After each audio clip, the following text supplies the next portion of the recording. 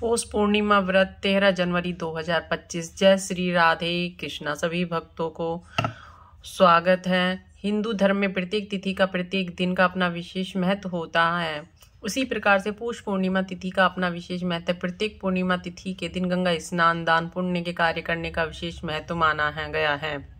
वहीं पे पौष पूर्णिमा के दिन जो भी माघ स्नान शुरू हो जाता है, पौष पूर्णिमा तिथि के दिन इस दिन विशेष प्रकार के गंगा स्नान करने चाहिए, दान का कार्य करना चाहिए, भगवान विष्णु, माता लक्ष्मी, भगवान भोलेनाथ, माता पार्वती का पूजन करना चाहिए, माता शाकुंभरी की पूजा करनी चाहिए, भगवान सत्यनारायण की पूजा व कथा स्मरण करनी चाहिए। जो भी बन सके अपने समर्थ के अनुसार दान पुण्य करना चाहिए। अनंत फलों की प्राप्ति होती है।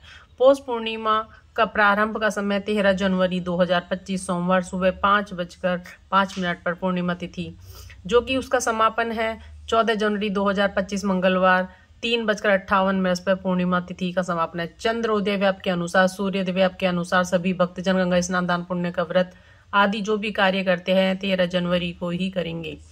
इस प्रकार जो कल्पवास भी होता है, महाकुंभ भी लगा रहा है, तो 13 जनवरी से शुरू है। पूर्णिमा तिथि के दिन जो 32 पूर्णिमा व्रत धारण किया जाता है, उसके दिन उपवास रहकर चंद्रोदय होने के बाद चंद्र देवता का अग्नि प्रदान करने के बाद पूर्ण होता है। पौष पूर्णिमा व्रत कथा बहुत समय पहले की बात है कि एक बार मैया यशोदा ने भगवान श्री कृष्ण से पूछा, हे कृष्ण, तुम सारे संसार के उत्पन्न करतक, पोषक तथा उसके संहार करता है। आज कोई ऐसा व्रत मुझे कहो जिसके करने से मृत्यु लोक में स्त्रियों को विधवा होने का भय न रहे। यह व्रत सभी मनुष्य की मनोकामना पूर्ण करने वाला है। तब भगवान श्री कृष्ण कहने लगे कि हे माता, आपने बड़े ही सुंदर प्रश्न किया है।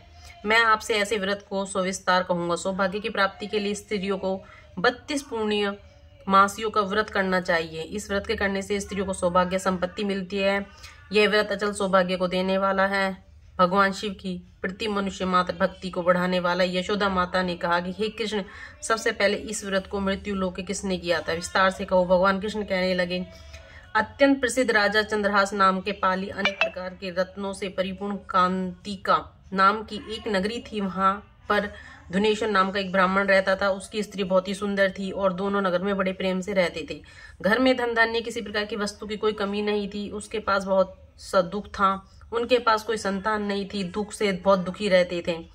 एक तपस्वी योगी उस नगरी में आया और योगी उस ब्राह्मण को छोड़कर अन्य सब घरों में भिक्षा लाकर भोजन किया करता था। रूपति वह भिक्षा नहीं लिया करता था, तो योगी ने एक दिन रूपति से भिक्षा न लेकर किसी अन्य भिक्षा लेकर गंगा किनारे जाकर भिक्षा को प्रेम पूर्वक खा लिया।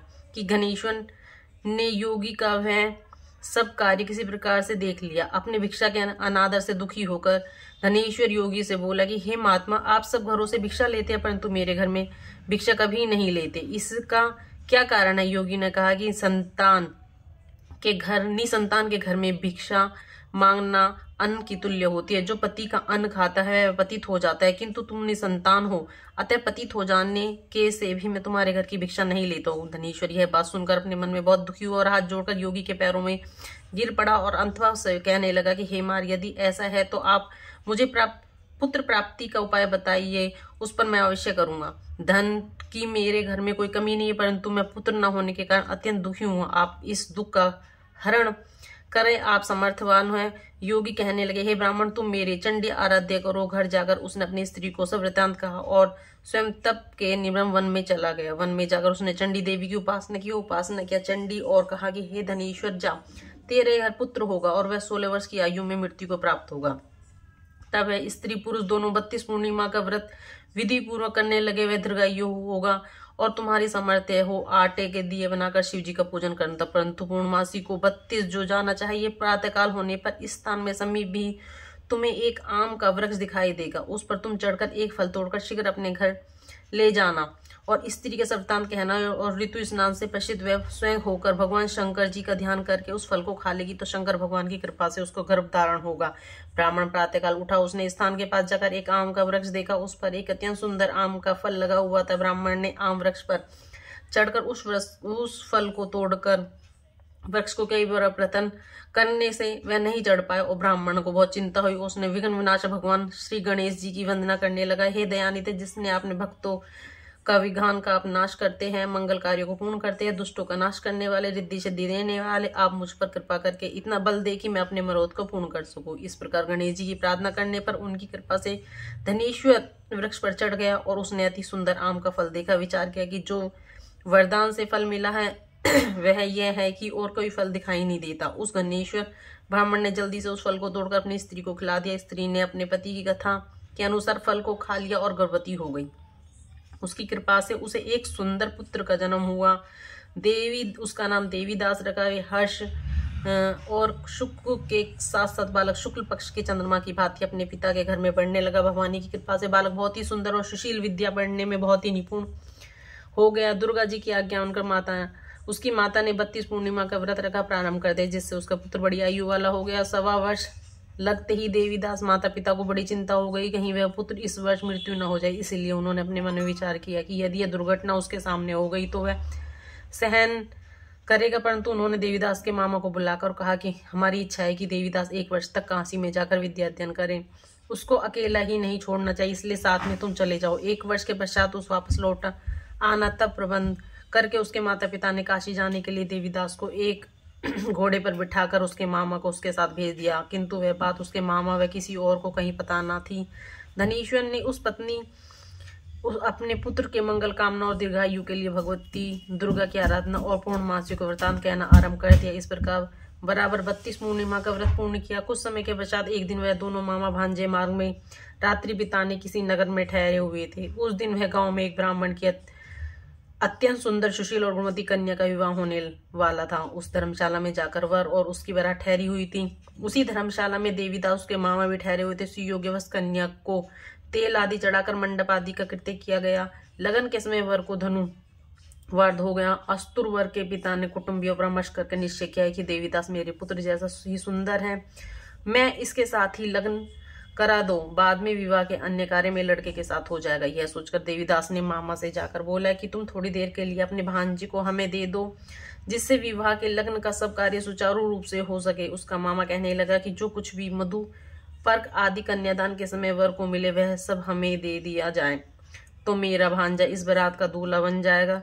यह बात सुन वर के पिता स्वीकार कर ली। उसने अपने भांजी को वर बनाने को भेज दिया। उसके साथ विवाह कार्य पूर्ण हुआ। रात्रि में विधि पूर्वक संपन्न हो गया। पत्नी के साथ भोजन न कर सका और अपने मन में सोचने लगा कि यह कैसी स्त्री है।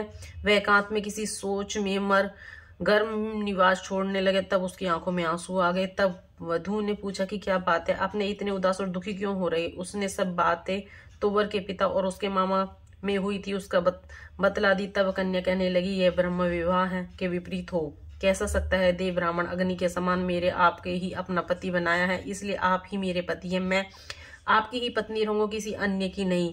तब देवीदास ने कहा कि ऐसा मत करिए, क्योंकि मेरी आयु बहुत थोड़ी है। मेरे पिता आपकी क्या गति होगी, इस बातों को अच्छी तरह विचार लो। परंतु यह दृढ़ विचार करने वाली बोली कि जो आपकी गति होगी वही मेरी गति होगी। स्वामी आप उठिए और भोजन करिए, आप निश्चित ही भूखे होंगे। इसके बाद देवीदास और उसकी पत्नी दोनों ने भोजन किया।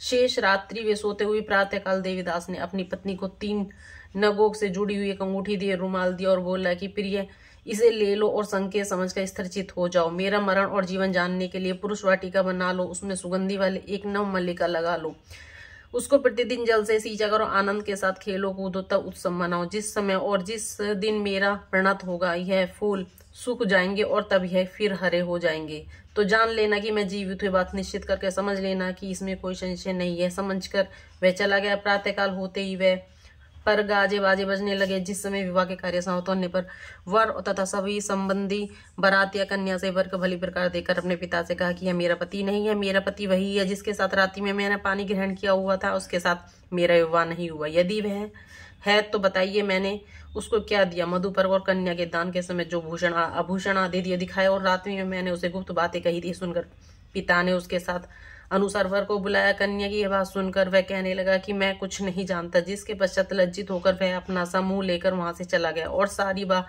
को अपमानित होकर वहां से लौटा दिया। भगवान श्री कृष्ण बोले कि हे माता, इस प्रकार देवीदास काशी विद्या अध्ययन के लिए चला गया। तब कुछ समय बीत गए तो काल में प्रेरित होकर एक सर्प रात्रि के समय उसको डसने के लिए वहां पर आया। उस धर के प्रभाव से उसके संशय शयन का स्थान चारों ओर से विष की ज्वाला से विषैली हो गई, परंतु व्रत राजा के प्रभाव से उसको काट नहीं पाए। किंतु पहले ही उसकी माता 32 पूर्णिमा का व्रत कर रखा था। उसके बाद मध्याह्न के समय स्वयंकाल वहां पर आया, उसके शरीर में उसके प्राणों को निकालने का प्रयत्न करने लगा, जिससे वह मूर्छित होकर पृथ्वी पर गिर पड़ा। भगवान की कृपा से उसी समय पार्वती जी के साथ भगवान शंकर वहीं से आ गए। उसके मूर्छित दशा में देखकर माता पार्वती ने भगवान शंकर से प्रार्थना की कि हे प्रभु, इस बालक की माता ने पहले 32 पूर्णिमा का व्रत किया है, जिसके प्रभाव से भगवान आप इसके प्राण दान दे। पार्वती जी के कहने पर सशक्त वत्सल्य भगवान शंकर ने उसको प्राण दान दिया।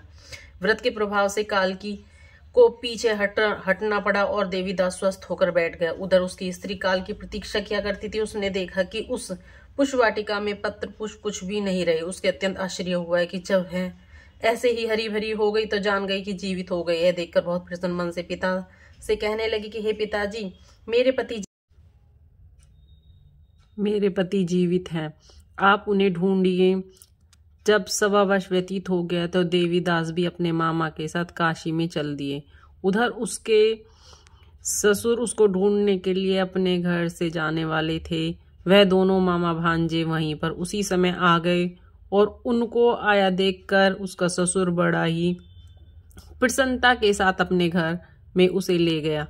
उसी समय नगर के निवासी भी वहां पर इकट्ठे हो गए और सबने निश्चय किया है कि वह अवश्य ही इस बालक के साथ उस कन्या का विवाह हुआ था। यह बालक को जब कन्या ने देखा तो वह पहचान ली और कहा कि यही तो वही है जो संकेत करके आए गए थे।